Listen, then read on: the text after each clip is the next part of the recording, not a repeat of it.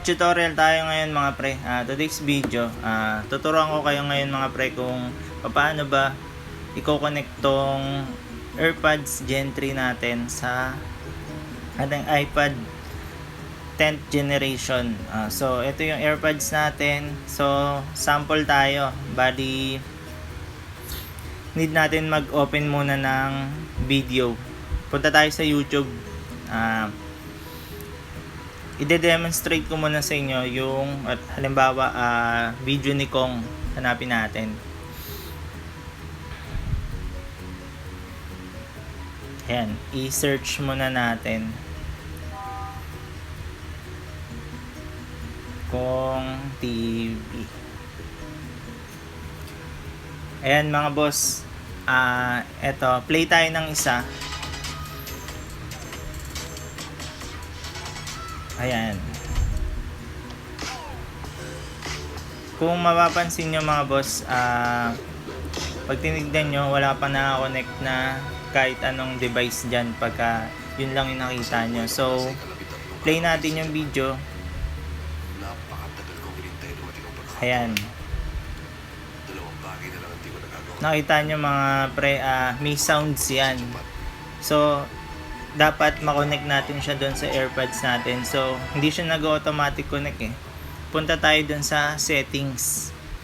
Hanapin lang natin yung Bluetooth. Dapat ma-open muna natin yun para mag-connect sila. Ayan. Bluetooth. Yan, naka-off pa. Dapat pag magko-connect tayo ng AirPods, naka-on yung Bluetooth natin. Ayan. Then nakalagay doon not connected. Then may magpa-pop up na yung sa AirPods. Makikita niyo yan. Ayan. Diyan din yung mga battery condition ng AirPods at mismong AirPod case.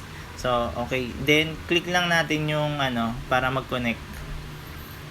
Once na may lumabas diyan connected, okay na yun, goods na yun. Connected na siya. Hintayin lang natin. Ayan. Nagko-connect na siya mga pre. Ayan. Nakita nyo mga pre, connected na nakalagay na. And then, meron siyang parang headset na symbol dun sa pinakataas. Ibig sabihin yan, connected na siya mga pre. Yan. Then, balik tayo sa video. Sa video natin kanina, yung sa inopen natin. Ayan. Pag play natin yan, ayan na. Connected na yan mga pre. Makikita nyo wala ng sounds doon sa mismong iPad. Bali naka-transfer na yung sounds niyan doon sa AirPods natin. And makikita nyo merong headset na parang logo, mga ganon. So, ayan. Quick tutorial lang tayo para sa curious kung paano ba kinokonect tong AirPods. Simple lang naman siya mga pre. Hanggang dito na lang. So, thank you.